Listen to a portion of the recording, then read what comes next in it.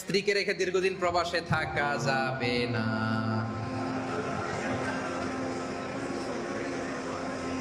যাবে?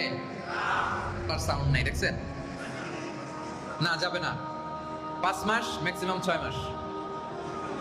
অনেক টাকা আছে, 5 বছরও দেশে যায় না। আছে না নাই?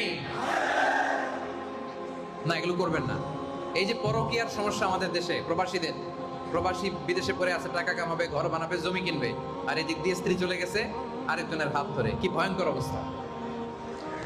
ওমর রাদিয়াল্লাহু তাআলা আনহু জিজ্ঞেস করলেন হাফসা রাদিয়াল্লাহু তাআলা আনহাকে, কয়জন থাকতে পারে একজন স্ত্রী স্বামীর অনুপস্থিতিতে? বলে, আব্বাজান 5 মাস নয় 6 মাস।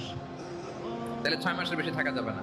যদি এমন হয় যে না, 1 বছরের আগে ছুটিই দেয় না, তাহলে স্ত্রীকে বুঝাইতে হবে, দুইজনে মিলে আল্লাহর কাছে কাঁদতে হবে, দোয়া করতে হবে, আল্লাহ তুমি আমাদেরকে সবর ইখতিয়ার করার তৌফিক দান করো। কিন্তু বছর বছর দেশে যেতে হবে। 3 বছর 4 বছর 5 বছর যে আপনি বিদেশ করেন আর আপনার স্ত্রী পড়ে আছে দেশে, এটা করা যাবে? তো বুঝে